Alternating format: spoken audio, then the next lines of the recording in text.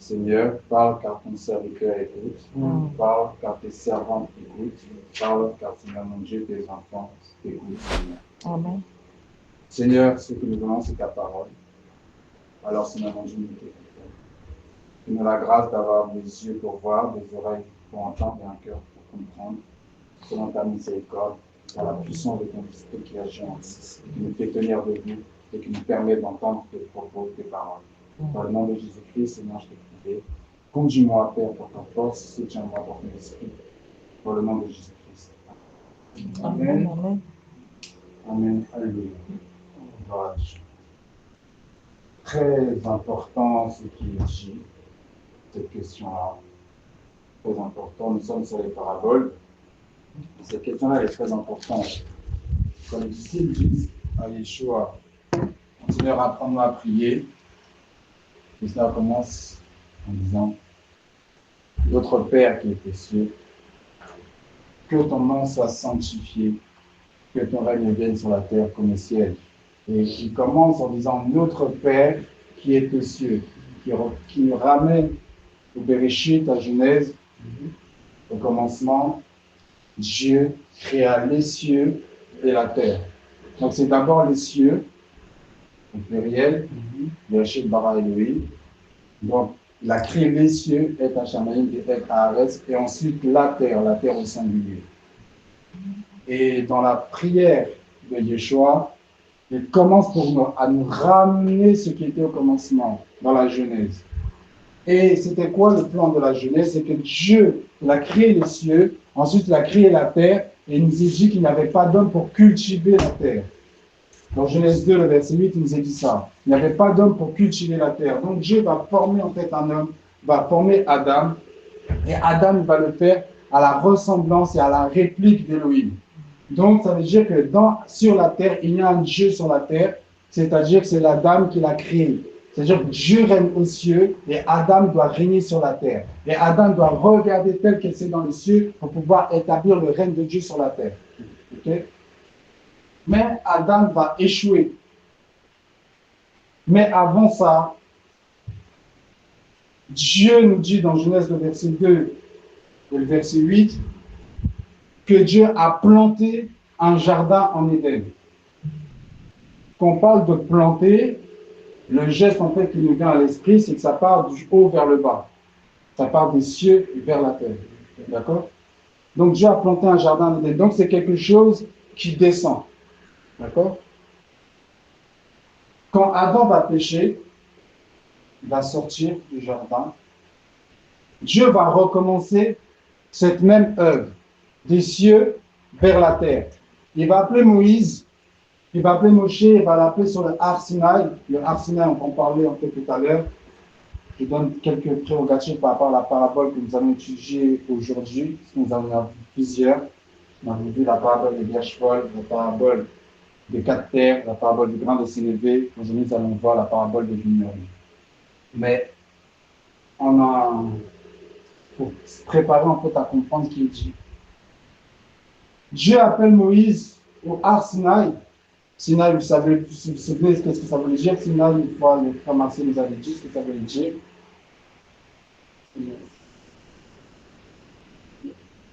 C'était contre-intuitif. Sinaï, ça voulait dire haine. D'accord? Et il y a un autre sens aussi dans Sinaï. Pourquoi la haine? Parce que c'est un lieu aussi de jugement, le Har Sinaï. D'accord? La montagne du Sinaï. D'accord? Et il y a aussi en fait la racine de Sné. De Sinaï, c'est Sné. Et Sné, c'est aussi le buisson. D'accord? On va en fait y arriver. Mais il y a un lien en fait entre le jugement et le buisson. Mais donc, Dieu appelle Moïse pour aller au Har Sinaï, et du Har Sinaï, nous allons avoir encore la rencontre entre les cieux et la terre. Toujours répondre à la question, pourquoi dit-on que ton règne vienne sur la terre? Parce que Dieu a dit à Moïse, je vais descendre sur la terre. Et de quelle manière? C'est-à-dire, fais un temple à la réplique de ce qu'il y a dans le ciel. Comme Adam était à la réplique de Yeshua, à la réplique de Dieu dans les cieux. Alors il dit, tu vas faire un temple pour le camp, pour que moi je puisse habiter au milieu d'eux. Donc le but, c'est que Dieu vienne sur la terre. et qu'il habite sur la terre. D'accord? Donc, Dieu demande en fait à Moïse de faire cela, et Moïse lui dit, fais d'après le modèle qui t'est montré sur la montagne. Ça va échouer, puis plus tard, le Seigneur va à nouveau faire rencontrer les cieux et la terre à travers Yeshua. C'est Jean-Baptiste qui va le dire. Celui qui vient de la terre parle comme étant de la terre, mais celui qui vient des cieux parle comme venant des cieux.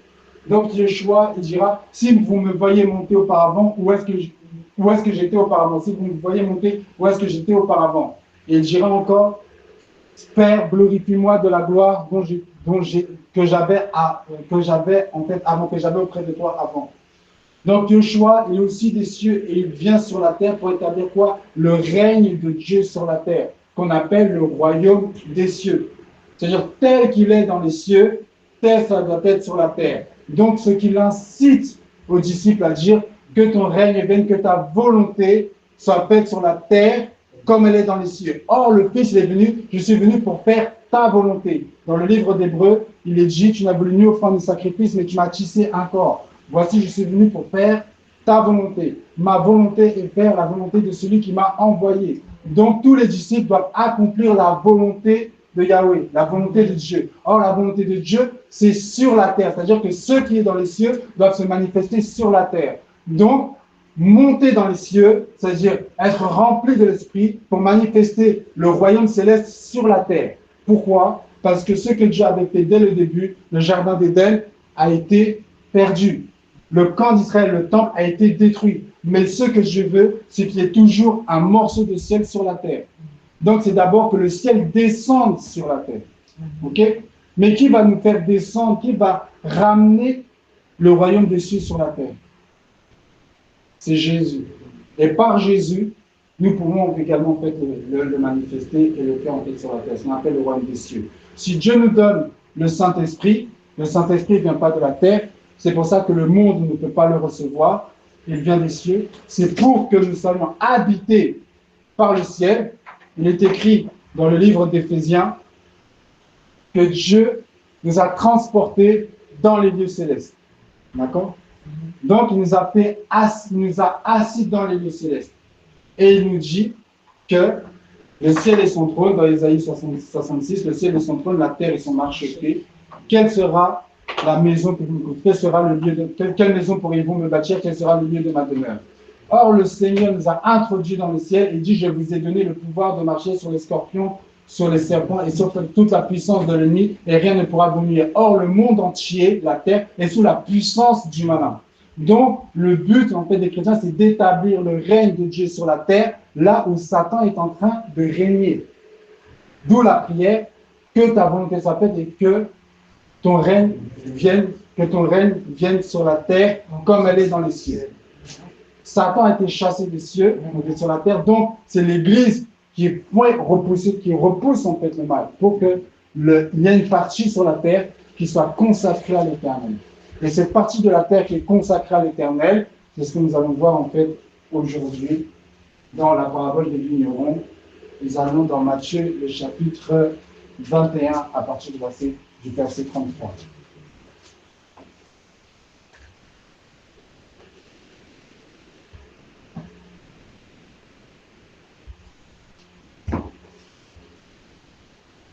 Verset 33, oui, verset 33 à 46.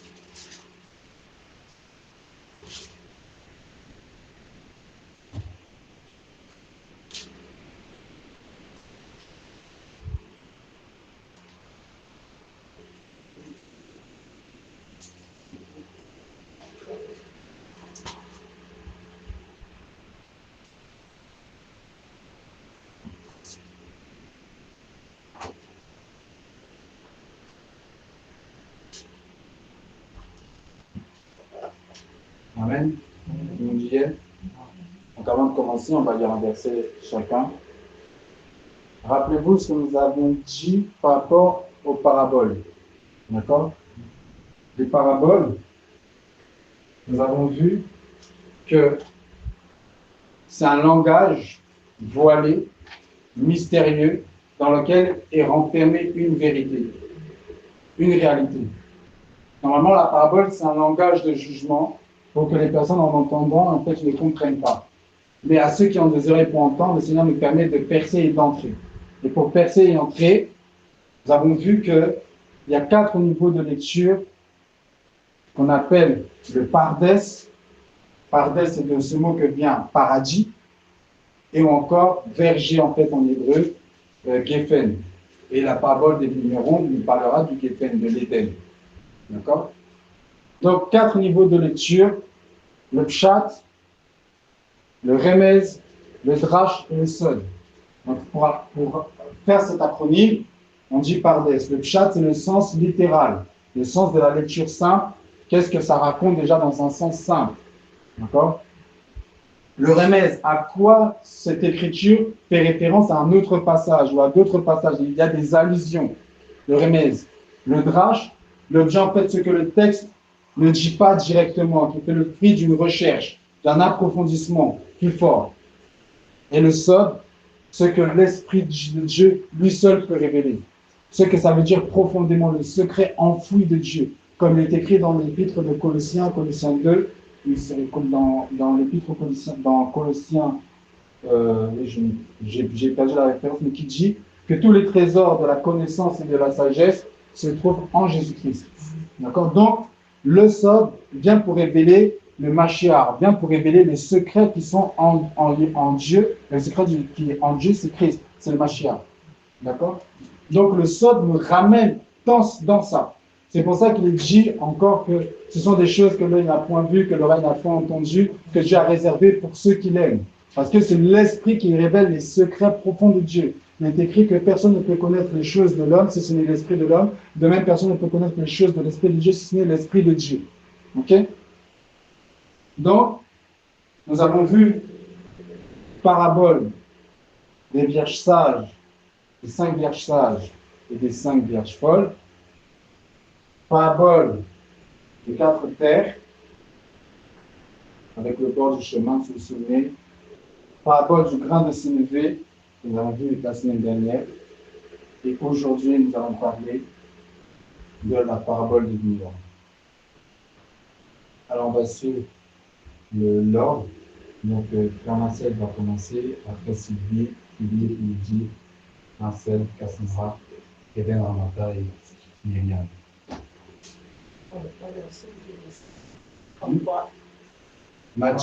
Matthieu, inversé chacun. Matthieu chapitre 21, à partir du verset 33. Écoutez une autre parabole. Il y avait un homme maître de maison qui planta un vigne, il l'entoura d'une haie, il creusa un pressoir et bâtit autour, puis il l'afferma à des vignerons et quitta le pays. Lorsque le temps de la récolte fut arrivé, il envoya ses serviteurs vers les vignerons pour recevoir le produit de sa vie. Les vignerons, s'étant saisis des serviteurs, bâtirent l'un, tuèrent l'autre et lapidèrent le troisième. Il envoya encore d'autres serviteurs, en plus grand nombre que les premiers. Et les vignerons les traitèrent de la même manière. Enfin, il envoya vers eux son fils en disant: ils auront du respect pour mon fils. Mais quand les vignerons virent le fils, ils dirent entre eux: voici l'héritier, venez, tuons-le et emparez-nous de son héritage. Et ils se saisirent de lui, le jetèrent hors de la ville et le tuèrent. Maintenant, lorsque le maître de la ville viendra, que fera-t-il à ses vignerons? Il lui repentirent, il fera périr misérablement ces misérables, et il affermera la vigne à d'autres vignerons qui, lui, en donneront le produit au temps de la récolte. Jésus leur dit: n'avez-vous jamais lu dans les Écritures? C'est la pierre que les constructeurs ont rejetée, qui est devenue la principale, celle de l'homme. Cela est venu du Seigneur, et c'est une chose étonnante à nos yeux. C'est pourquoi, je vous le dis, le royaume de Dieu sera enlevé et sera donné à une nation qui en rendra les fruits. Celui qui tombera sur cette pierre s'y brisera, et celui qui elle tombera, sera écrasée. Et qui elle tombera, sera écrasée. Après avoir entendu ces paraboles, les principaux sacrificateurs et les pharisiens comprirent que c'était d'eux que Jésus parlait. Et ils cherchaient à se saisir de lui, mais ils craignaient la foule parce qu'elle le tenait pour un prophète. Amen. Gloire à Dieu. Cette parabole-là est une parabole très importante pour nous de comprendre. Il y a des mots-clés qu'on va décoder, qu'on va mieux apprécier pour mieux les comprendre. Pourquoi? Parce que de cette parabole-là est venu beaucoup d'antisémitisme et beaucoup de fausses doctrines. Le catholicisme s'en est emparé pour dire que l'Église avait remplacé Israël. Pourquoi? Parce que dans la Louis II et dans d'autres versions, il n'y a pas marqué seulement une nation, il y a marqué le royaume de Dieu vous sera enlevé, sera donné à une autre nation. D'accord? Donc il veut dire qu'il y a un remplacement. D'ailleurs, dans la parabole des minéraux, c'est pour ça que l'islam se légitime comme étant la nouvelle communauté d'Élohim, la Oumma. D'accord? Parce qu'ils prennent cette parabole en disant que vous voyez qu'il s'est marqué que ça sera donné à une autre nation qui en rendra le fruit. On parlera en fait de tout ça. Le texte ne dit pas ça. Le texte dit donnera en fait à une nation et on verra en fait ce que ça signifie nation dans le contexte en fait hébraïen. Ok? Donc ça c'est très important parce que c'est un ajout. Et il y a plein d'ajouts dans les Écritures pour faire valoir en fait cette doctrine-là. Et les personnes quand ils lisent, ils peuvent croire légitimement que Dieu a remplacé cette nation par une autre nation. On va voir que ce n'est pas du tout le cas. Et donc, très important de comprendre cette prophétie, cette parabole, et on va la décortiquer en fait ensemble. Alors, premièrement,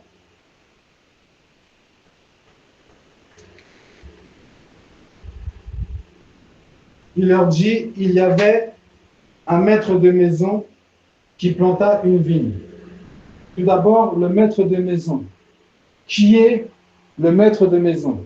Il y a plusieurs termes qui sont employés. Il y a le maître de maison, il y a la vigne, il y a les vignerons, il y a des serviteurs, et tous, mais on ne voit pas la même chose. Donc, il faut pouvoir mettre les mots sur chaque chose. C'est qui le maître de maison? C'est qui la vigne? C'est qui les vignerons? C'est qui les serviteurs? Et c'est qui le fils? Ok? Donc, le maître de maison. C'est qui le maître de maison? Le maître de maison, c'est le créateur. Yeshua parle dans ses paraboles de ce qui se fait depuis le commencement. D'accord? Le maître de maison, c'est Bereshit bara Elohim. C'est Dieu qui est le propriétaire du monde, de la planète. La maison, c'est le monde. D'accord? C'est le monde, c'est pas Israël, c'est le monde entier. Le propriétaire, le maître de la maison, c'est le créateur. D'accord? Ensuite, c'est Dieu qui crée le monde. Dans cette parabole-là, Yeshua parle du Père, parle de ce que le Père fait depuis le commencement, depuis Genèse. Donc, le maître d'une maison, c'est Elohim, c'est le créateur. Donc, il y avait un maître de maison qui planta une vigne. Ça veut dire que dans le monde entier, Dieu va planter une vigne. Donc, c'est un endroit particulier dans le monde. Et c'est ce que le Seigneur a fait dans l'Écriture, dans Genèse, dans Bereshit, le chapitre 2 et le verset 8. Est-ce que quelqu'un peut le dire?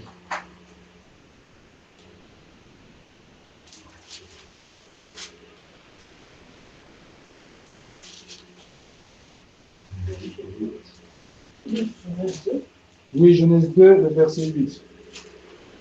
Parce que Yeshua parle du Père, parle de ce que le Seigneur fait depuis le commencement. La parabole parle d'abord de Dieu. Je lis. Puis l'Éternel Dieu planta un jardin en Éden du côté de l'Orient. Et il mit l'homme qu'il avait formé. Amen. Donc on voit bien le maître de maison, Dieu qui a créé le monde. Au commencement, Dieu créa les cieux et la terre, il a créé le monde. Puis, il a planté une vigne, comme dans la parabole. D'accord? Donc, là, nous y voyons. Et nous allons en fait comprendre c'est quoi cette vigne-là. Dans cette vigne-là, que nous voyons, c'est le Gan Eden. D'accord? La vigne, en fait, en hébreu, c'est Djigefen. savez, quand on fait la prière sur le vin, Boré, Péri, Agéfen, toi qui as créé le fruit de la vigne. D'accord? Géfen a aussi le sens de ce qui est petit ou ce qui est courbé. D'accord? On va le voir en fait pourquoi. C'est parce que c'est un lien en fait avec ce qui est petit. D'accord? Les arbres de la vigne, c'est pas le baobab en fait. C'est petit. D'accord? Donc, là, nous voyons que Dieu en fait a planté une vigne. Dans Genèse, en fait, le chapitre 2, le verset 8. Alors, dans tout ce qui va être dit, il y a une dimension littérale. Dieu a vraiment planté un jardin. Il y a une dimension spirituelle très haute, c'est-à-dire ce que Jésus est en train de révéler. Et il y a une dimension beaucoup plus intimiste, c'est-à-dire qu'il parle directement en fait dans notre cœur. Pourquoi? Parce que quand Dieu il fait le monde, c'est comme en fait l'être humain, Adam, est comme un monde. D'accord? Et quand Dieu plante un jardin, quand Dieu dit que la lumière soit, la lumière fut, c'est qu'il fait intervenir sa parole dans ta vie. Il fait intervenir Yeshua dans ta vie. D'accord? Et quand Dieu plante un jardin en Éden, cela est l'image du cœur. D'accord? C'est pour ça que dans tout ce qui est dit, il n'y a pas qu'une dimension qui concerne Dieu et son œuvre, son plan éternel, une dimension de ce qui se passe à l'intérieur de nous. D'accord? Pourquoi je dis que le cœur, c'est le jardin d'Éden? Parce qu'il est dit dans le jardin d'Éden que le jardin d'Éden, il est parcouru par 4 fleuves. D'accord? Et au milieu du jardin, il y a l'arbre de vie. Le Seigneur dit, garde ton cœur plus que toute autre chose, car de lui viennent les sources de la vie. Or, dans le cœur également, en fait, a 4 branches, les artères. Et si on regarde, en fait, ce que nous faisons de nos mains et de nos pieds, c'est comme, en fait, les 4 fleuves. Mais tout est relié par rapport au cœur qui donne l'impulsion à tous les membres du corps. D'accord? Donc, nous sommes un monde, et dans ce monde, il y a un jardin d'Éden, et c'est dans le jardin d'Éden que Dieu vient se rencontrer avec l'homme, c'est-à-dire dans notre cœur. Okay? Donc, ça, c'est très important de garder, de retenir ça, pour que lorsqu'on parle de la vigne, derrière le jardin d'Éden que nous sommes en train de voir, et la définition que Dieu dit que la vigne, c'est Israël, il y a aussi notre cœur qui est un propre jardin d'Éden. Donc, ce qui va se passer avec cette vigne, c'est aussi ce que nous faisons vis-à-vis de Dieu.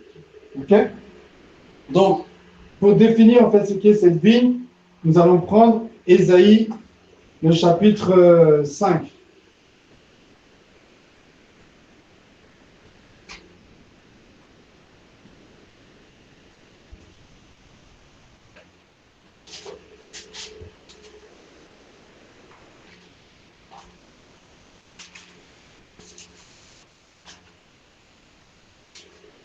Ça va jusque-là, vous suivez?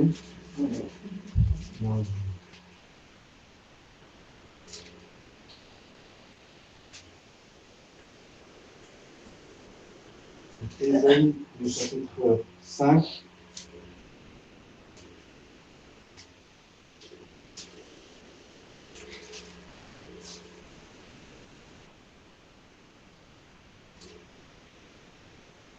Est-ce que tu peux lire pour Marcel Bach, ce qu'il disait, verset du 1er jusqu'au verset 3. Je chanterai à mon bien-aimé le cantique de mon bien-aimé sur sa vigne. Mon bien-aimé avait une vigne sur un coteau fertile. Il en remua le sol, ôta les pierres et il mit un plan délicieux. Il bâtit une tour au milieu d'elle et il creusa aussi une cuve. Puis il espéra qu'elle produirait de bons raisins. Mais elle en produit de mauvais. Maintenant donc, habitants de Jérusalem et hommes de Juda, soyez juges entre moi et ma vie. Amen. Amen. Donc on voit bien que Matthieu 21, c'est exactement Ésaïe 5.2. On voit la tour, on voit le pressoir, on voit Dieu qui juge en fait vis-à-vis de sa vie parce qu'elle ne donne pas du fruit. Donc très important de comprendre que Yeshua ne sort pas une parabole de n'importe où. Elle vient de Ésaïe 5, verset 2, et on voit bien qu'il parle de la maison d'Israël et de la maison de Juda. Et quand on entend fruit de la vigne, normalement, on doit tout de suite être sensibilisé. Fruit égale Éphraïm. Parce que Éphraïm, ça veut dire qu'il rend doublement du fruit. Et là, il y a un problème de foule. D'accord? Mais on va arriver doucement à l'épreuve. Ok? On continue, toujours en fait dans Ésaïe 5, et on va lire le verset 7.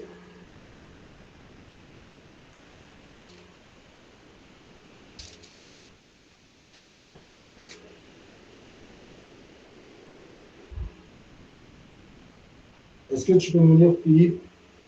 Oui. Ésaïe 5, le verset 7.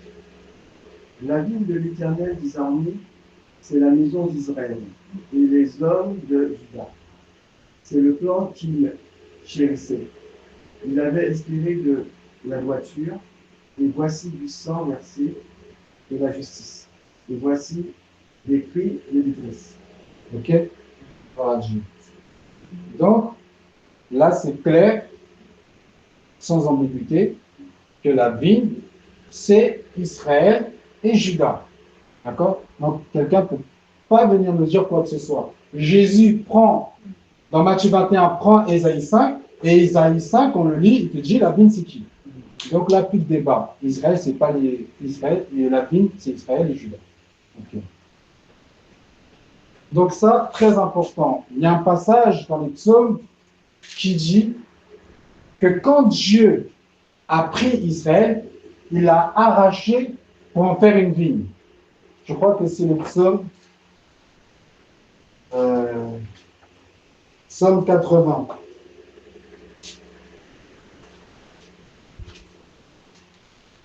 Verset 9 à 17.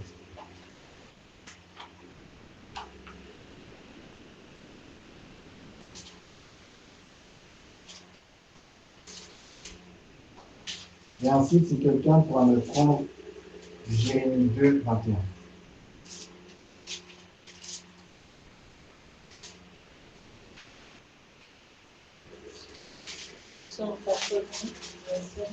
Verset 9 à 17.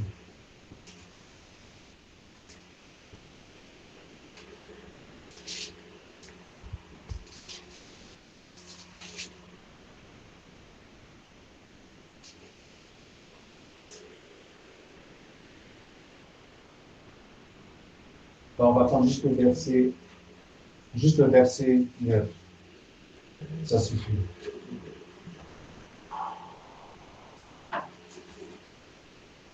Neuf à 12.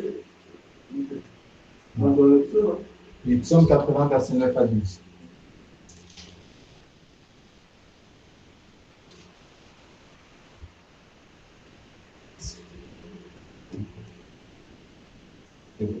J'ai désigné quelqu'un pour lire?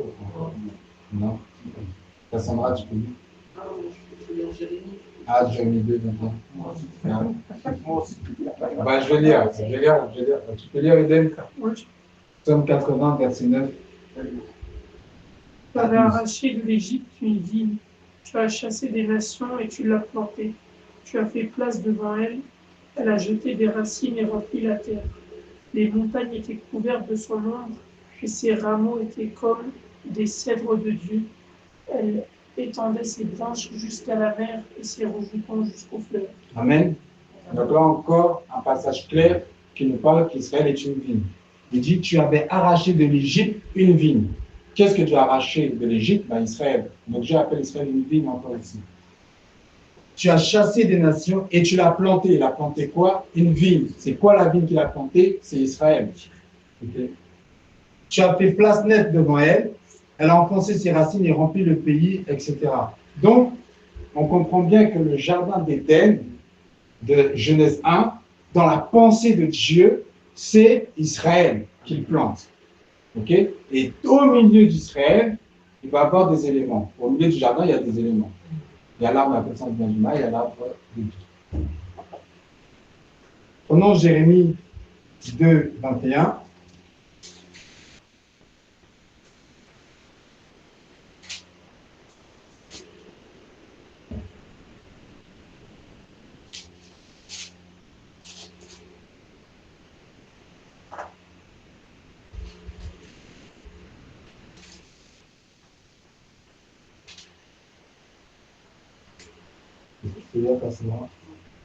Je t'avais planté comme une vigne excellente, et du meilleur plan, comment as-tu changé, dégénéré en une ville étrangère?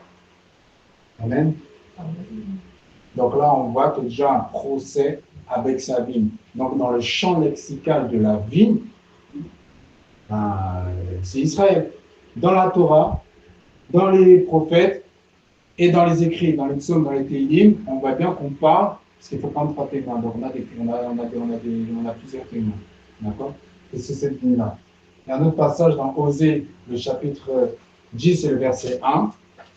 Et essayez de retenir tous ces passages-là de la vigne, parce que vous serez parfois confronté à expliquer que la vigne, c'est Israël. Donc ces passages-là vous permettraient, en fait, en les retenant, en les gardant, de pouvoir en fait les expliciter. Osée 10, c'est à quel verset? Le verset premier. Ah. Oh.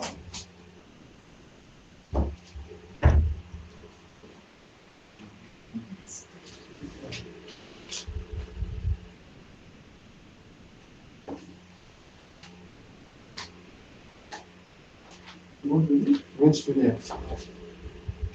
Israël était une ville féconde, qui rendait beaucoup de fruits. Plus ces fruits étaient abondants, plus il y a multiplié les vigueurs. Amen. Plus son pays était prospère, plus il y a embelli les statues. Voilà. Donc là, on voit qu'Israël encore est appelé une vigne, et on voit ce qui cause sa déchéance, c'est du fait qu'ils font des statues, c'est-à-dire qu'ils ne respectent pas les commandements de Dieu. D'accord? Dans le livre d'Osée, nous avons déjà lu pas mal, en fait, comment Dieu jugeait, en fait, Israël. Okay? Alors, on a défini qui était le maître de la maison, on a défini qu'est-ce qu'était la vigne. Donc la vigne, c'est le peuple. D'accord? Ce n'est pas le pays en lui-même d'Israël, c'est le peuple, parce qu'il a arraché une vigne d'Égypte pour la planter à un endroit. D'accord? Donc du coup, le peuple est lié forcément à cet endroit-là, à la terre d'Israël. Mais la vigne, c'est le peuple. Okay? Ensuite, on nous parle qu'il a entouré cette vigne d'une haie. D'accord? Ça veut dire quoi? Il a entouré la vigne d'une haie. La haie, c'est pour délimiter un territoire, pour montrer une séparation, qu'à partir de tel endroit, on est soit sur un terrain privé, mais on est passé sous autre part. D'accord? Donc Dieu va faire une distinction. Et pour comprendre c'est quoi cette distinction, pour comprendre la parabole de Yeshua, il faut qu'on puisse définir c'est quoi cette haie. D'accord? Alors, dans le jardin d'Éden, enfin dans la création, est-ce qu'il y avait une haie? Est-ce que Dieu va mettre une haie? Est-ce qu'on a un indice comme quoi Dieu va mettre une haie? Non, mais pour moi, c'est comme s'il avait mis une idée tordue, comme si c'était une sorte de haie. Il n'avait pas à aller là. Très bien, c'est une bonne remarque. En fait, il va y avoir une sorte de haie qu'on va retrouver dans d'autres endroits. D'accord? Alors, la vigne, donc, on est sur le jardin d'Éden, on est en même temps sur le temple, en fait, avec Moïse, et on est sur le peuple, en fait, Israël. D'accord? Donc, Dieu, dans le jardin d'Éden, va mettre une sorte de barrière. D'accord? Une haie, c'est une barrière. Et cette barrière-là, quand Adam et Ève ont péché, il y aura comme une barrière. Et des anges qui gardent l'entrée. Pour ne pas que les hommes puissent revenir dans le jardin d'Éden. Donc, sur la terre, il y a une distinction, il y a une clôture, d'accord, qui est gardée par des anges. C'est-à-dire la vigne de l'Éternel, le lieu qui donne accès à l'arbre de vie, est gardé par des anges. D'accord? Souvenez-vous, lorsque nous lisons Apocalypse, Apocalypse c'est quoi? C'est le jardin d'Éden, c'est le règne de Dieu. Et cette ville, elle est carrée, et il y a une haie tout autour, c'est une muraille. Il y a 12 fondements qui sont les 12 apôtres. D'accord? Et il dit, aucun enchanteur, aucun voleur, aucun meurtrier ne peut y entrer. Parce que si tu entres, en fait, au milieu de cette ville, il y a l'arbre de vie, c'est-à-dire le jardin d'Éden. Mais à l'entrée, il y a des anges, il y a des jugements. C'est-à-dire, par exemple, Ananas et Saphira, ils ont connu le jugement. Donc, dans cette haie-là, Dieu a défini cette haie en disant à Adam et Ève, tu ne mangeras pas de l'arbre de la connaissance du bien et du mal, car le jour où tu en mangeras, tu mourras, tu mourras, tu mourras, tu mourras. Et donc, cette parole sert de haie. Parce que si tu transgresses cette parole, c'est ça qui te fait sortir du jardin, qui te met en fait en exil. Donc, ce qui te permet la haie, qui te permet de te garder, c'est le commandement. D'accord? Donc, Dieu va donner une distinction vis-à-vis d'Israël, vis-à-vis des autres nations par rapport au commandement. C'est le commandement qui fait la haie. Si tu es dans le commandement, tu es dans la vie. Si tu sors du commandement, tu sors de la vie. Et nous allons voir ça avec des passages qui nous l'expliquent très bien. Deutéronome 4.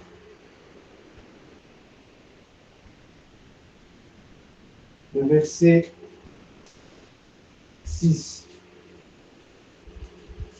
à 9.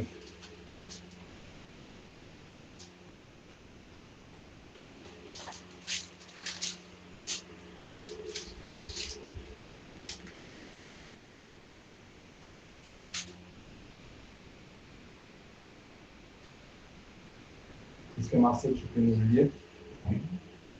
Vous les observerez et vous les mettrez en pratique, car ce sera là votre sagesse et votre intelligence aux yeux des peuples qui entendront parler de toutes ces lois et qui diront « Cette grande nation est un peuple absolument sage et intelligent. Quelle est en effet la grande nation qui est des dieux aussi proches que l'Éternel, notre Dieu, l'est de nous toutes les fois que nous l'invoquons. Et quelle est la grande nation qui est des lois et des ordonnances justes, comme toute cette loi que je vous présente aujourd'hui. » Amen.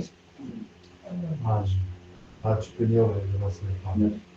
Seulement prends garde à toi et veille attentivement sur ton âme, tous les jours de ta vie, de peur que tu n'oublies les choses que tes yeux ont vues et qu'elles ne sortent de ton cœur.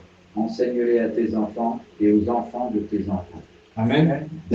Donc c'est comme ça que le Seigneur, en le proclamant, il met une distinction entre Israël et les autres nations. C'est quoi la haie? C'est les commandements. Pour que les autres ils voient. Comment tu sais que cette propriété est la propriété de quelqu'un? Au loin, tu vois une barrière.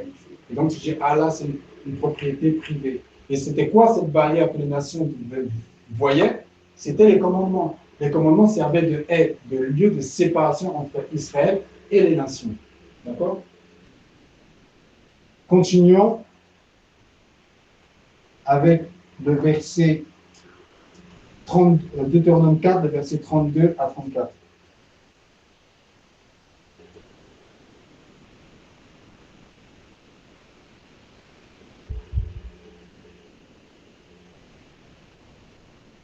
Je vais lire.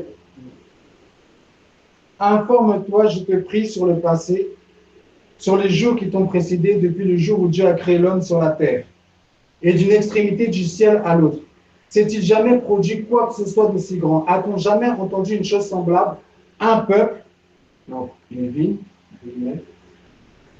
a-t-il jamais entendu la voix d'un Dieu parlant du milieu du feu, comme toi tu l'as entendu en restant en vie? Un Dieu a-t-il jamais tenté de venir prendre une nation du sein d'une autre nation? Nous avons lu tout à l'heure. Au moyen d'épreuves, de signes, de prodiges et de combats d'une main forte, d'un bras étendu, par des interventions grandes et redoutables. Tout ce que le Seigneur Yahweh, notre Dieu, a fait pour vous en Égypte, sous tes yeux. Tu as donc été éclairé, etc. Donc, on voit que cette haie, les commandements de Dieu, c'est aussi la protection que Dieu donne en fait à Israël. Et donc, si cette haie est amenée à être brisée, la protection de Dieu également amène en fait à être brisée. Et Israël en fait va connaître également le brisement de cette haie, briser les commandements de Dieu, de sorte qu'ils sont plus sur la protection de Yahweh et que les nations vont pouvoir en fait les envahir. D'accord? Prenons le psaume 147.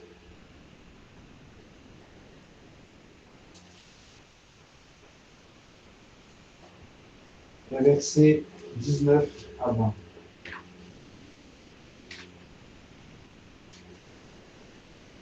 Que Myriam, je pourrais le lire, s'il te plaît.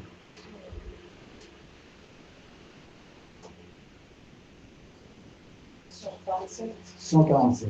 147, Oui. verset 19 à 20.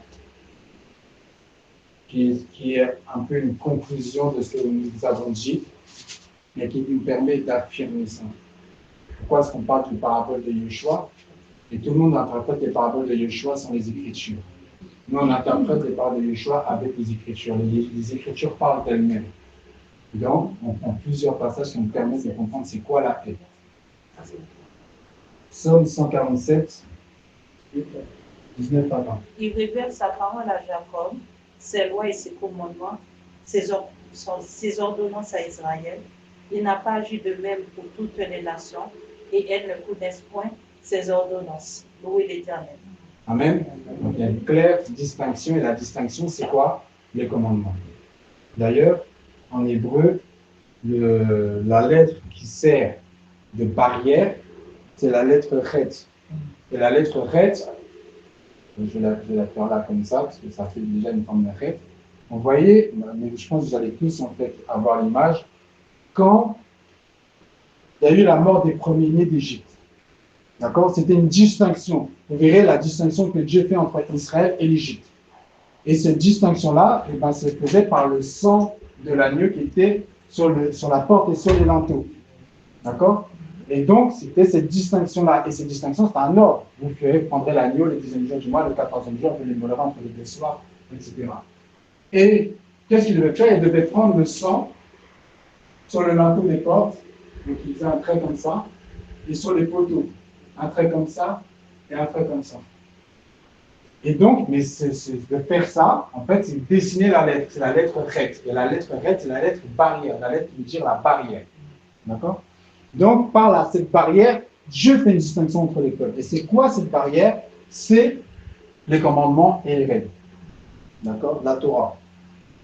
Ok? Donc, il y a d'autres passages qui nous parlent également de ça. Vous pouvez les noter au cas où. On ne va pas tous les lire. Dans Amos 3, le verset 2.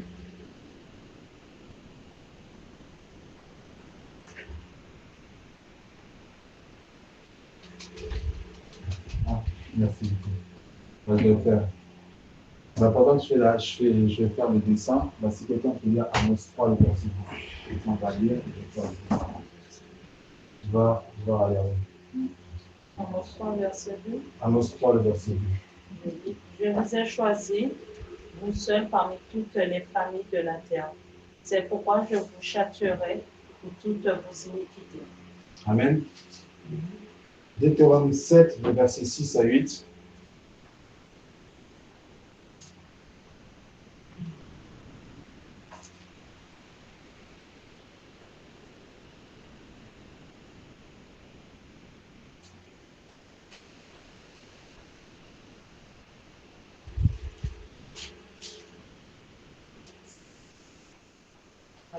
Verset 6. 6 à 8.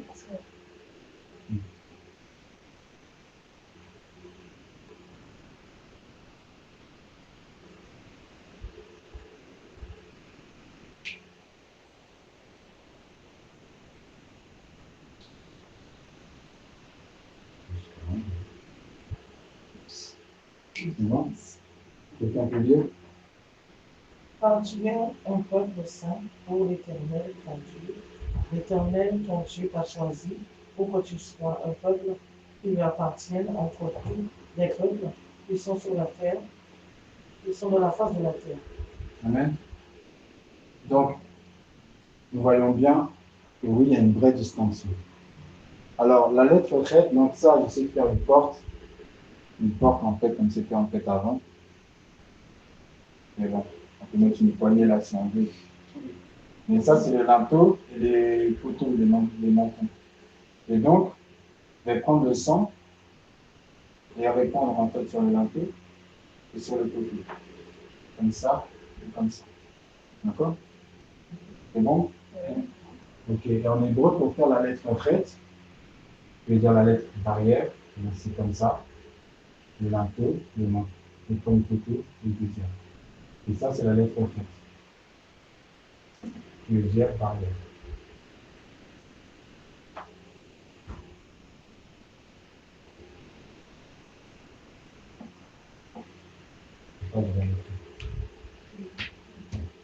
Donc voilà, donc ce qui permettait de faire une distinction entre les peuples. D'accord? Gloire au Seigneur. Donc, on retrouve à Goshen, d'ailleurs. Oui, effectivement. Effectivement. Donc, nous avons défini le maître de la maison. Nous avons dit c'est Dieu. Nous avons défini la vigne. La vigne, c'est le peuple. D'accord? La maison, c'est le monde. La vigne, c'est le peuple d'Israël. Nous avons défini que ce peuple va être gardé par une Torah. D'accord? Qui sera les règles. Et cette Torah-là, en fait, c'est aussi la protection de Dieu. Et si tu sors du commandement, tu sors de la vigne et tu es plus sur la protection de Dieu. Dans la parabole des vignerons, il faut qu'on puisse définir ce que c'est que le pressoir. Et le pressoir, gloire à Dieu. Le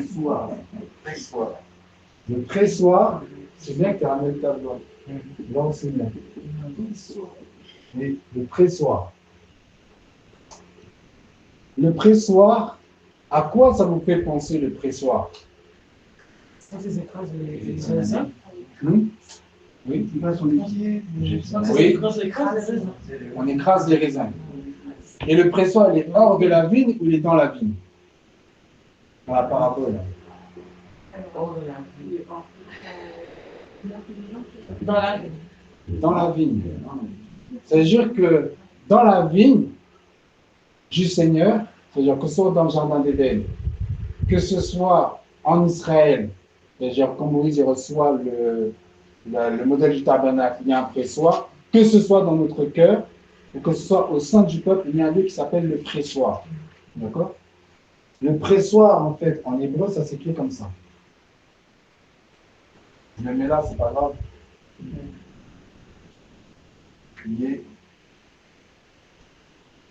Yekev. D'accord? C'est très important, on va comprendre pourquoi. Je vous dis tout de suite. Parce que Yekev, qui est le pressoir, le pressoir, ça sert à quoi? Ça sert en fait, comme j'ai dit, que ce soit foulé au pied pour faire sortir le fruit. Donc Dieu veut qu'Israël fasse sortir du fruit. Le lieu du pressoir dans le temple de l'Éternel, au sein d'Israël, c'est le temple. Et au temple, il y a le lieu des sacrifices. D'accord? Le culte que Dieu en fait a donné, c'était pour faire sortir le fruit de la justice, pour que les gens disent, ah, quelle est cette grande nation sainte et juste. Et au sein d'Israël, il y a aussi un lieu qui s'appelle le lieu du pressoir, qui est lié au mont Sinaï, c'est Gethsémané. Gethsémané, c'est le lieu du pressoir pour faire sortir le fruit, pour faire sortir l'huile. D'accord? Mais pour ça, il faut être foulé au pied. D'accord? Et il y a un petit jeu de mots entre Yekev et, je vais mettre dans une autre couleur, Yaakov.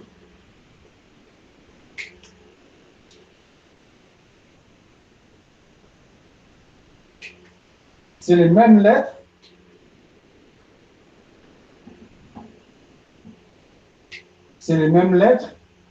sauf une en plus. C'est le Aïn.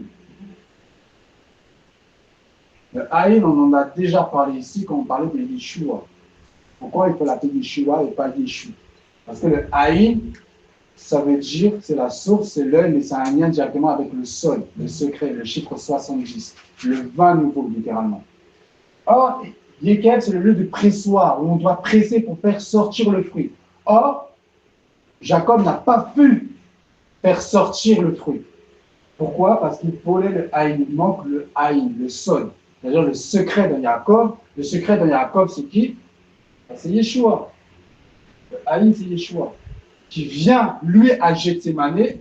Quand dans Yekev, le pressoir, tu rajoutes le Haïn, qui est Yeshua, là, tu vas pouvoir en fait avoir le fruit.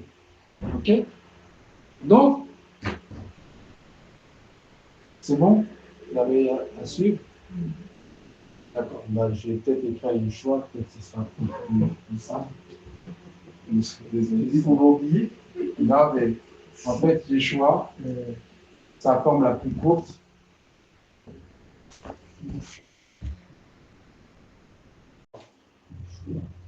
Et ce Aïn-là, dans son nom, il est extrêmement important parce qu'il est lié à la révélation, au vin nouveau, et il est lié en 70 et il est lié aux nations.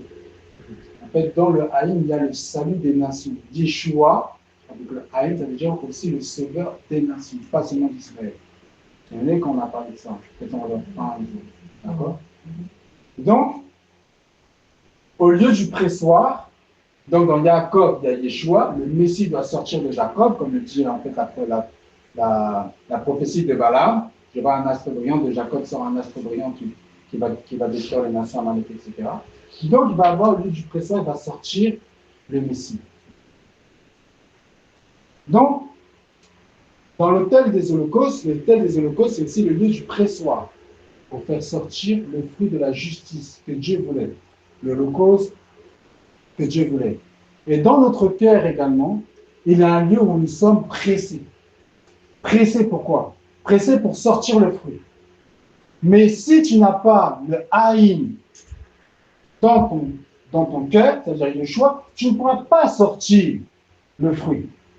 Donc on va presser, on va fouler au pied le vin, on va sortir en fait des raisins amers, qui ne sont pas mûrs, qui ne sont pas bons. D'accord? Or Dieu veut du bon fruit. D'accord? Mais pour ça, il faut qu'il soit pressé. Dans le jardin d'Éden, nous avons en fait ce presseur-là qui est manifesté par Satan. L'ange qui est venu au contact d'Adam et Ève et n'ont pas résisté. Le fruit qui est en sorti, c'est le péché. D'accord? Donc, dans notre vie également, il y a en fait ce lieu que Dieu a mis dans le jardin d'Éden où nous sommes automatiquement éprouvés, automatiquement foulés aux pieds. Un jour, Dieu va donner un ordre, il va dire, allez, foulez-le aux pieds. Et nous allons voir ce qui va en sortir. Est-ce que ça va être du bon fruit parce qu'il a gardé la Torah, le commandement de Yeshua, ou est-ce qu'en fait il va sortir de l'amertume, de la haine, de la colère, de la vengeance? Vous voyez? Donc très important. Ce lieu du pressoir, c'est un lieu fondamental dans la Bible. C'est pour ça que Israël connaît le pressoir. Comment Israël connaît le pressoir? Les nations autour viennent pour le fouler aux pieds. Et il attaque, et il attaque, et il attaque. Qu'est-ce qui va ressortir? Malheureusement, Israël en fait a échoué. Donc sa haie s'est brisée et les nations l'ont envahi. D'accord? C'est pour ça, nous aussi, gardons notre cœur. Malgré les turbulences, malgré les turpitudes, malgré les épreuves qui peuvent être manifestées par des hommes ou par des situations de vie, gardons le pressoir. Gardons Yeshua dans notre épreuve. Gardons ça pour sortir du bon fruit. Le fruit de la patience, le fruit de la douceur, le fruit de l'espérance, le fruit de non, le Seigneur ne m'abandonnera pas. D'accord? Même quand on fait du mal, surmonte le mal par le bien. Pourquoi? Parce que c'est la Torah. Si tu es dans la Torah, alors, oui, en fait, ils diront, quelle est cette nation grande et puissante? Parce que tu es dedans. Mais si tu brises, parce que la pression t'amène en fait à briser, comme est écrit, l'oppression rend le sage insensé. Mais il faut résister. Parce que c'est notre témoignage, c'est un témoignage. Dans la vigne du Seigneur, il y a un lieu qui s'appelle le pressoir. Donc, si Jésus, il t'a attrapé pour que tu sois à sa vigne, c'est sûr qu'il y a un lieu qui s'appelle le pressoir. Et au pressoir, on foule les gens aux pieds. Mais qu'est-ce qui va ressortir? Quel jus va ressortir? Quel sang va rejaillir? Très important. On va lire un passage. Zacharie, le chapitre 14 et le verset 10.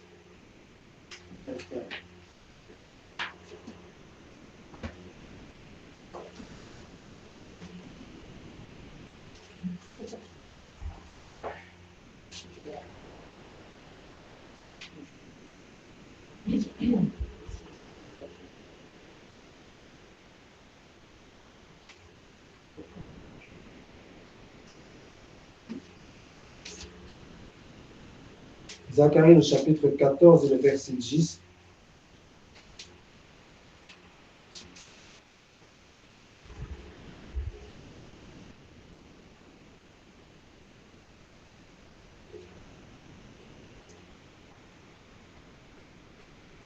Et retenez vraiment bien que Dieu, quand il regarde l'homme, quand il te regarde individuellement, il fait naître en fait une vigne, qui est Yeshua, et plante en fait une vigne, et le but, c'est que cette vigne, en fait, elle se répande en fait partout, cultiver et garder le jardin. Donc, en fait, il faut bien retenir que le Seigneur veut la rédemption de notre être tout entier, corps, âme et esprit. Mais il commence par quelque chose, d'accord? Et il y a une progression. Et nous devons bien en fait avoir en tête que, en fait, nous sommes dans ce cheminement et Dieu veut qu'on achève en fait cela, qu'on ne s'arrête pas, d'accord? Donc, Zacharie, le chapitre 14, le verset 10, la même thématique est reprise.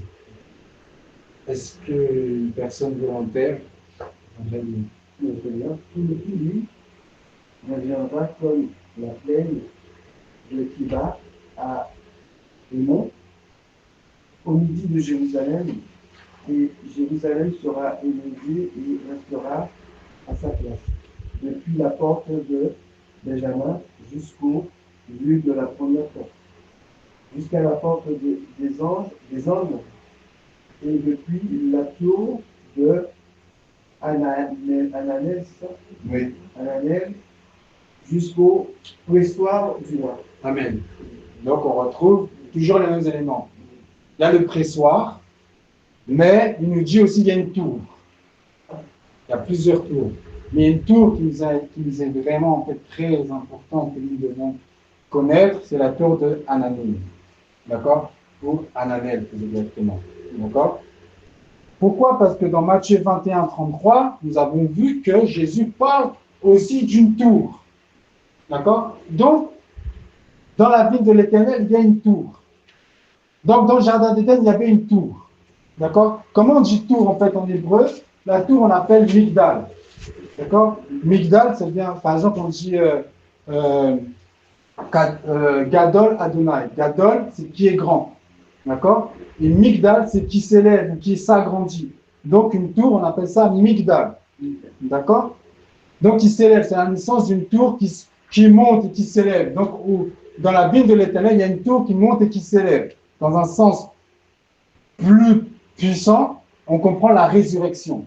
C'est-à-dire le Messie qui monte et qui devient une tour et qui s'élève, comme une autre parabole le dira. D'accord? Le grain de s'élever, qui en fait est la plus petite des semences, qui après en fait grandit et devient en fait un arbre. D'accord? Donc la résurrection. Mais Migdal, en fait, c'est une tour, d'accord? Et la tour sert à quoi? La tour, c'est un endroit d'observation. D'accord? On voit de loin le danger, mais c'est aussi une tour d'observation, de protection, parce que souvent elle est portée à côté des murailles ou du pressoir, et elle permet de surveiller l'intérieur et l'extérieur. D'accord? Et de l'intérieur, Dieu surveille.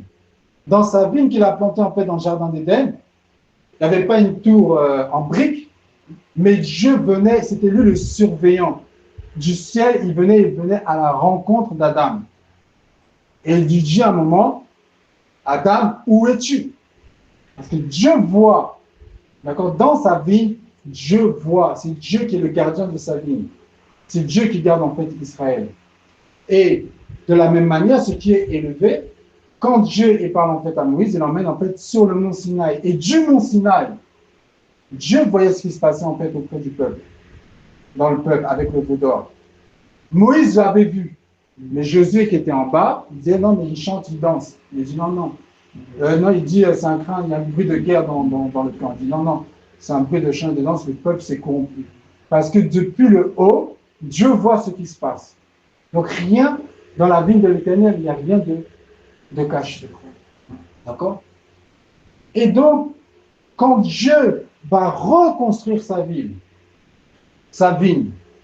avec Néhémie et Esdras, lorsqu'ils vont reconstruire la nouvelle Jérusalem, les murailles, on sait c'est quoi? C'est la haie de protection. Ils vont réparer les portes, la porte des brebis et la tour de Hananil, c'est une tour qui était à côté de la porte des brebis. La tour de Hananil, Migdal Hananel, littéralement, ça veut dire Dieu a fait grâce. D'accord? Hanan, la grâce, El, Dieu. D'accord? À côté de la porte des brebis. Donc, on peut dire que la porte des brebis, nous savons dans Jean 10, c'est le choix. Et cette tour de grâce par laquelle Dieu voit toutes choses, c'est le Seigneur. D'accord? Donc, il y a en fait ce lieu élevé par lequel en fait le Seigneur voit toutes choses en fait dans sa vie. D'accord? Donc, voilà le décor. OK? Qu'on retrouve dans Zacharie, le chapitre 10, le pressoir du roi. Zacharie, le chapitre 14, le verset 10. Zacharie 14, il nous parle de la fin des temps. D'accord? Du Seigneur en fait qui revient. D'accord? Donc, c'est pour dire que la parabole du choix, elle traverse Bereshit, le commencement, et elle va en fait jusqu'à la fin. D'accord? Et sur les murailles, Dieu place des surveillants. Dieu place des personnes qui doivent surveiller et qui doivent protéger. D'accord? Des sentinelles. Donc, ils doivent garder, comme il dit dans Ézéchiel, chapitre 33. J'étais établi pour être une sentinelle, en fait, sur Israël, c'est-à-dire sur ma vie.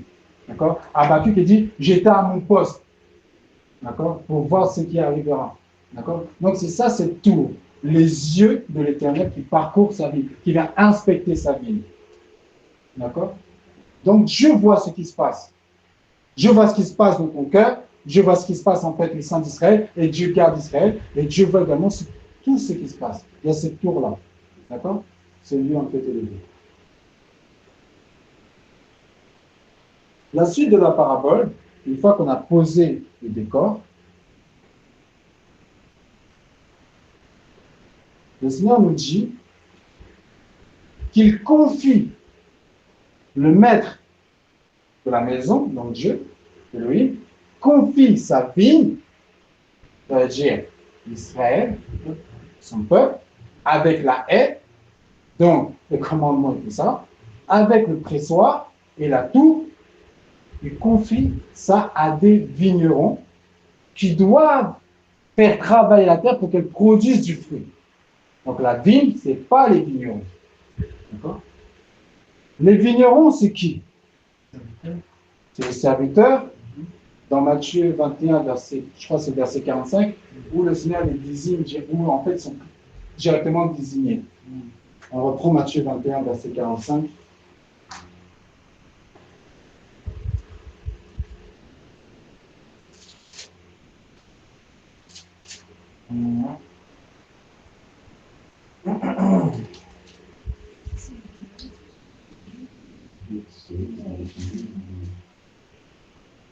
Est-ce que tu peux lire pour Marcel? Matthieu 21, verset 45. Oui. Après avoir entendu ces paraboles, les principaux sacrificateurs et les pharisiens comprirent que c'était Dieu que Jésus parlait. Amen. Donc, on voit bien que les vignerons, ce sont les chefs du peuple. D'accord? Et Jésus le dit, la pierre qu'ont rejetée, ceux qui bâtissaient. C'est qui ceux qui bâtissaient? Si on a une culture biblique, dans Néhémie, le chapitre 3, c'est les sacrificateurs qui bâtissaient la pierre, les murailles et les portes. Donc la pierre qui ont rejeté ceux qui bâtissaient, c'est-à-dire les chefs du peuple, ont rejeté la pierre principale et elle est devenue la pierre principale de l'angle. C'est quoi la pierre principale de l'angle? C'est la pierre par laquelle en fait on met tout à niveau. D'accord? C'est ça la pierre principale. D'ailleurs, il y a une photo, si on peut la montrer. Peut-être je la montrerai dans le groupe. Le gros, c'est un gros monument. D'accord? Donc, la pierre principale de l'angle. Donc, ceux qui bâtissent les vignerons, c'est ceux établis, c'est ceux qui sont chefs du peuple. les pharisiens, les scribes, les docteurs de la loi, les sacrificateurs, les rois, les sadducéens. En fait, c'est ceux qui ont la domination sur la vigne. Donc, on ne peut pas confondre la vigne, le peuple et les vignerons. D'accord? Alors, que dit cette parabole? Il dit que le temps de la récolte arriva. C'est-à-dire que le maître avait quitté le pays. C'est-à-dire qu'il avait laissé la responsabilité aux vignerons. Il quitte le pays, puis vient le moment de la récolte. Le moment où il doit prendre le fruit. Il arrive, il envoie des serviteurs. Qui sont ces serviteurs qu'il envoie? Ce sont des prophètes. Les prophètes, c'était quoi le message des prophètes? Que disent, tu prends Jérémie, Osée, Zacharie, Malachie, le dernier. D'ailleurs, Malachie, ça veut dire mon messager, littéralement. Malachi, Malach, c'est messager, I de moi, mon messager. Qu'est-ce qu'il dit à la fin? Il dit, souvenez-vous de Moïse.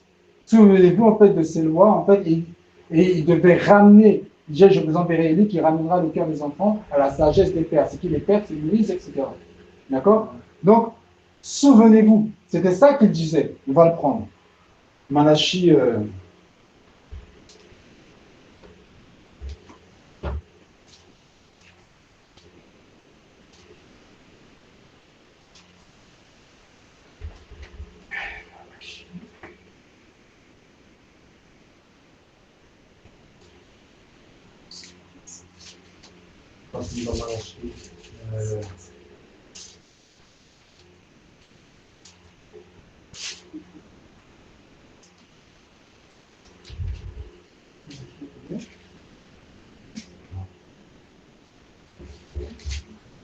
Malachie, alors,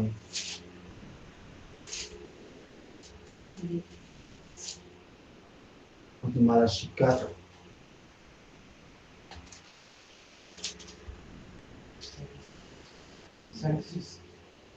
Tu l'as? Oh, oui. Ok. Si quelqu'un l'a, c'est allé. Je crois, c'est ça, Malachie 4, versets 5 et 6, non? Vas-y, dis-le-moi. Voici, je vous enverrai Élie, le prophète, avant que le jour de l'Éternel arrive. Non, c'est pas ça? C'est ça, ce jour,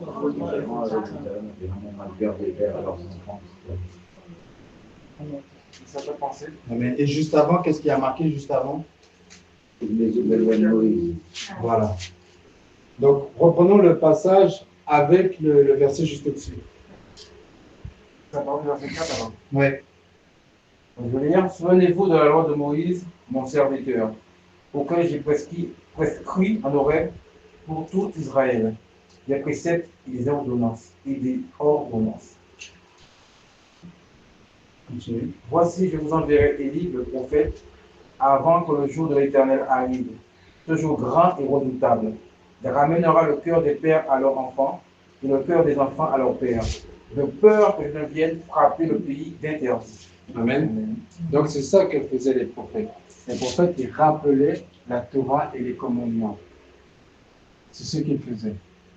Et qu'est-ce qu'ils faisaient quand ils faisaient ça? On les lapidait, on les tuait, on les frappait. Jérémie, pourquoi en fait on l'a frappé? C'est parce qu'il rappelait au peuple ses péchés. Il disait non, vous avez péché, la loi de Dieu va s'exprimer, donc ça ne sert à rien de faire la guerre, on va être déporté à Babylone selon la Torah. Il disait non, attends. Ils l'ont tué, ils l'ont persécuté pour ça. Zacharie, pareil, Michée, pareil, Ézéchiel, pareil, tous, c'est la même chose. D'accord? Dieu a envoyé des messagers pour inspecter sa vigne. C'est pour ça que je fais Malachi, comme ça c'est le dernier, on voit bien la conclusion de ses propos. Élie, c'était la même chose. Élie, il a dit, ils ont brisé ton alliance, je suis resté moi seul.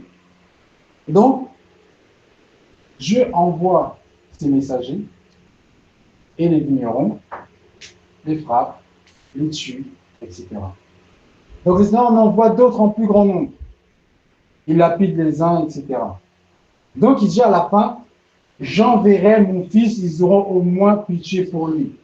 Ça veut dire quoi? Ça veut dire qu'ils savent que le Messie doit venir.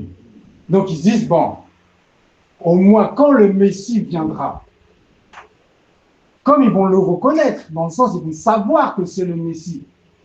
Parce qu'ils vont savoir qu'il est différent des autres messagers. Jean verrait le Messie, au moins ils auront pitié pour lui. Il envoie le Messie, donc Yeshua arrive dans sa vigne. Et qu'est-ce qu'ils disent? Il dit, le Fils est là, l'héritier de la vigne, celui qui doit régner sur la vigne. Il dit, venez, tuons-le et emparons-nous de son héritage. Ça veut dire quoi? C'est très très fort en fait ce qu'il dit. Ça veut dire que les vignerons ont cru et ont su, selon cette parabole, ont su que Yeshua était le Messie. Mais ils ont dit non, on va le tuer. Pour quelle raison? Pour que nous puissions avoir son héritage. C'est quoi son héritage? C'est-à-dire que le Messie ne soit pas lui, mais que le Messie, ce soit nous. Or, c'est une doctrine aujourd'hui qui est en Israël. C'est que le Messie, c'est le peuple. Or, qui est le Messie du peuple? C'est les sages d'Israël, c'est les Chachamim. Mais c'est vrai, c'est une réalité ce que je dis. C'est que le peuple est devenu Messie. Dans le sens, c'est les sages sont le Messie, ont pris la place du Messie. Et cette parabole-là, en fait, nous le dit. Venons, tuons-le et prenons son héritage.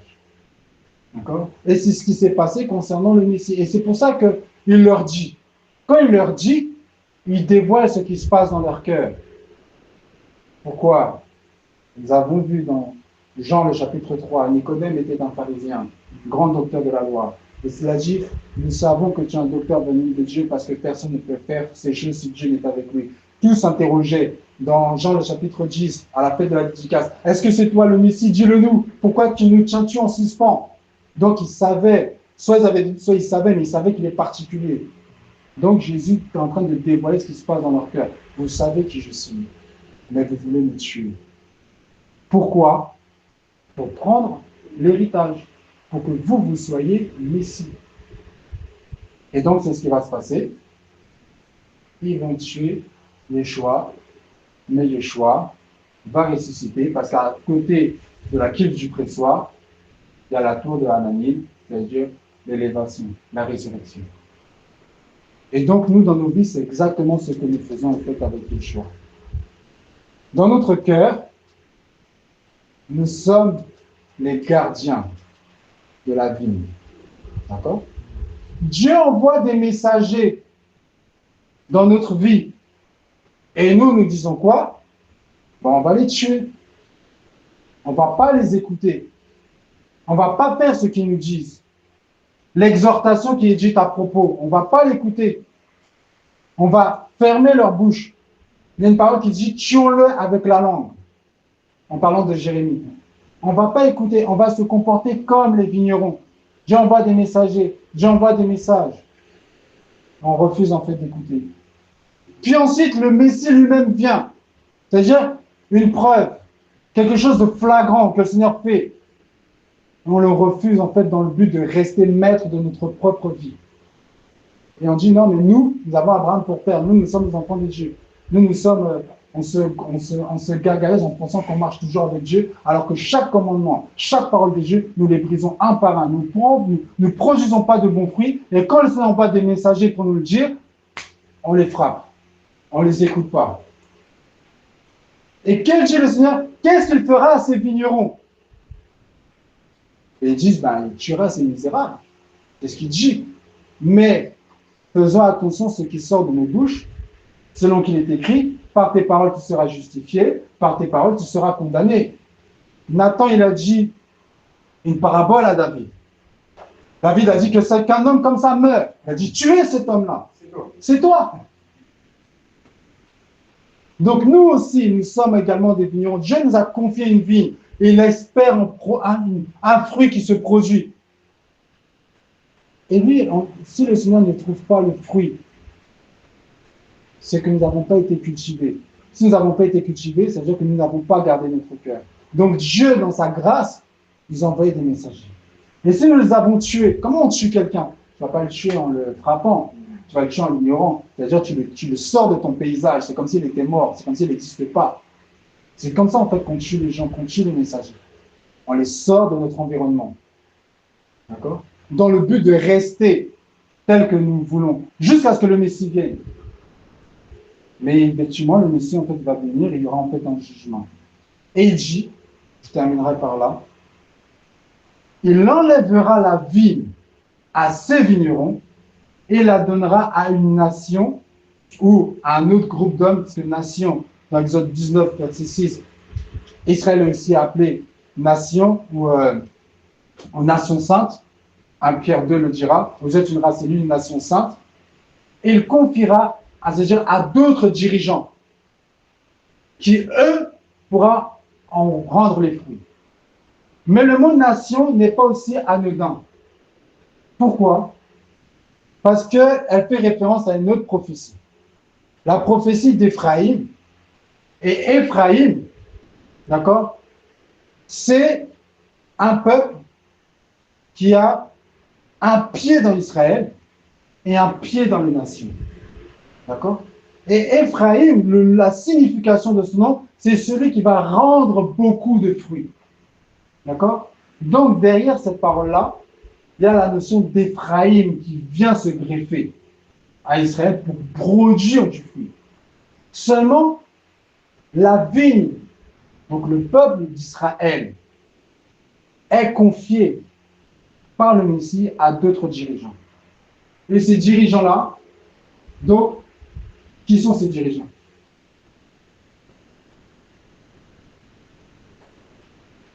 Dans le monde de Siba, oui. Peut-être. Non, les dirigeants de la ville. Ah, les dirigeants de la ville, c'est les pasteurs. C'est les pasteurs. D'accord. Alors, les premiers dirigeants. Non. Non. Les premiers dirigeants, regardez bien, la vigne de l'Éternel, elle est comme ça. Je peux effacer? Ouais, c'est ça le petit. Ah, ok. Je l'efface le fait. Oui. La vigne de l'Éternel, la vigne de l'Éternel, elle est comme ça.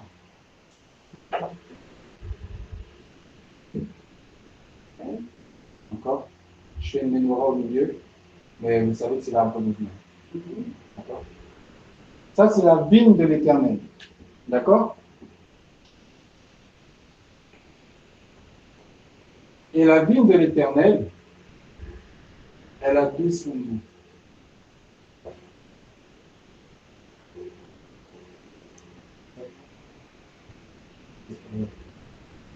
Bon. C'est disposé différemment dans l'Apocalypse, mais en fait, c'est pour représenter la même chose, c'est le pectoral du jugement. D'accord? Sauf que dans l'Apocalypse, elles ne sont pas disposées en rangées comme ça, mais c'est que tu en as 4 là, 4 là, 4 là et 4 là. Et qui était qu'au milieu de la place, là, il y a le. Voilà. Mais en fait, c'est pour dire que c'est le pectoral du jugement. D'accord? Et donc, le Seigneur va mettre, en fait, il y a des portes normalement. J'aurais dû mieux faire, mais c'est pas grave. Voilà, donc je rate. Comme ça sera peut-être plus clair.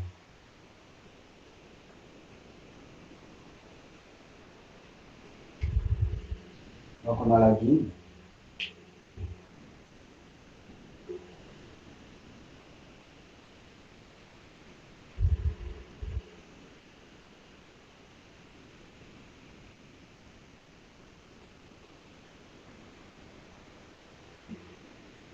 Voilà. Et au milieu, l'arbre de vie. D'accord? Et en fait, pour rentrer, on peut rentrer par une des portes. D'accord? Et ces portes, le Seigneur nous dit, ce sont les 12 tribus d'Israël. Et sur les 12 tribus d'Israël, en fait, il y a le nom des 12 apôtres. D'accord? C'est pour ça qu'il dit que les apôtres, quand il viendra, vous serez assis sur 12 trônes et vous jugerez les 12 tribus d'Israël. Donc, c'est-à-dire que les premiers vignerons que Dieu choisit, il remplace les rabbins, les sacrificateurs et tout ça, par les 12 apôtres. D'accord? Donc c'est eux les vignerons. C'est-à-dire que normalement tout Israël doit écouter les apôtres de Yeshua. D'accord? Israël et Juda, tout le monde doit écouter. D'accord? C'est eux qui sont devenus les dépositaires de l'autorité. Même ce qu'on appelle la halakha, c'est-à-dire la marche, les commandements à respecter, comment en fait on doit marcher. Parce que le Seigneur a dit, enseignez-leur à observer tout ce que je vous ai prescrit. Et il a donné même la prééminence à Pierre. D'accord? Pierre. D'accord? Mais je ne vais pas parler de Pierre ou Ben, ça va ensemble. Mais c'est pour dire que c'est pour ça que quand il y a une question, ce qu'on doit interroger, c'est les apôtres. D'accord? C'est eux l'autorité. C'est eux les vignerons. D'accord? C'est-à-dire que ce n'est pas Rabbi Akiva, ce n'est pas Rachi, ce n'est pas eux. Même s'ils peuvent dire des choses intéressantes, mais l'autorité que le Seigneur en fait a confiée à sa vigne, c'est les apôtres. D'accord? Et c'est eux qui nous permettent, par leur instruction et par le Saint-Esprit, que nous puissions produire du fruit. D'accord? Ça, c'est très important. Et c'est aussi très important que les disciples comprennent que nos référents, ben c'est eux, c'est les apôtres. D'accord? On ne peut pas mettre au même piédestal un rave, donc on peut les aimer, mais que les apôtres. C'est pas possible. D'accord? C'est quelque chose de très important parce qu'il y a des dérives dans ce sens-là. D'accord? Donc le Seigneur en fait a confié cela. Et ensuite, de là, il découle effectivement des pasteurs, des prophètes, en fait, selon son cœur et selon son âme. Et il y a en fait parmi eux des Juifs, des Messianiques et des gens également fait des nations. D'accord? Donc ça, c'est quelque chose de très important. On l'a lu en fait dans Ésaïe 56, il prendra des étrangers, il en fera en fait comme des serviteurs, il leur donnera même des noms supérieurs en fait à ceux des fils. D'accord?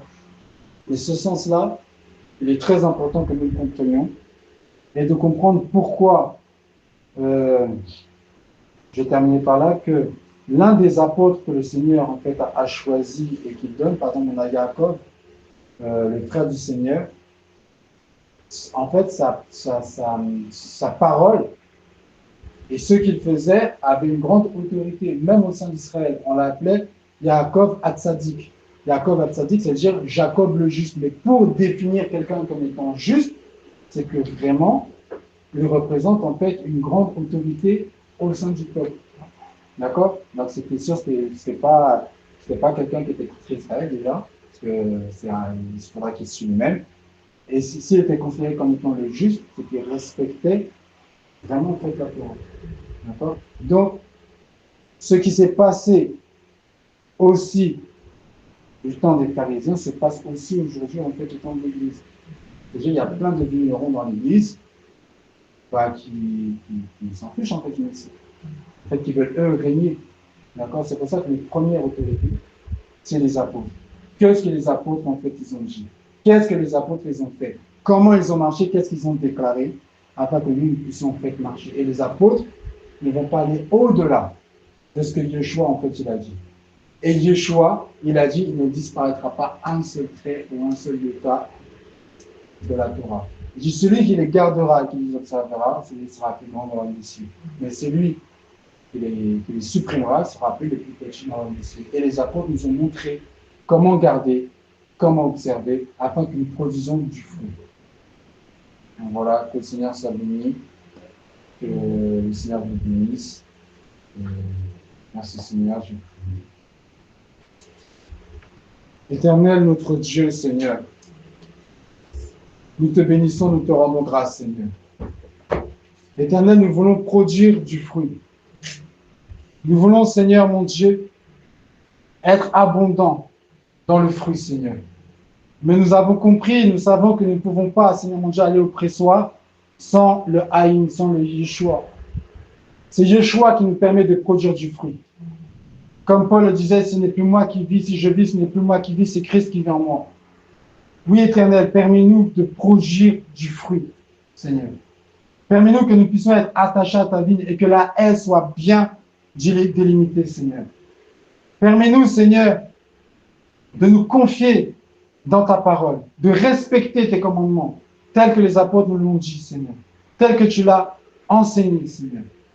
Oui, Père éternel, merci de nous avoir donné l'intelligence de comprendre et de voir, et que, Seigneur, de comprendre que cette parabole te concerne, Seigneur. Oui, Éternel, nous te bénissons. Parce que oui, Seigneur, tu viendras et tu établiras ton règne sur la terre avec, Seigneur mon Dieu, les nouveaux vignerons que tu as choisis.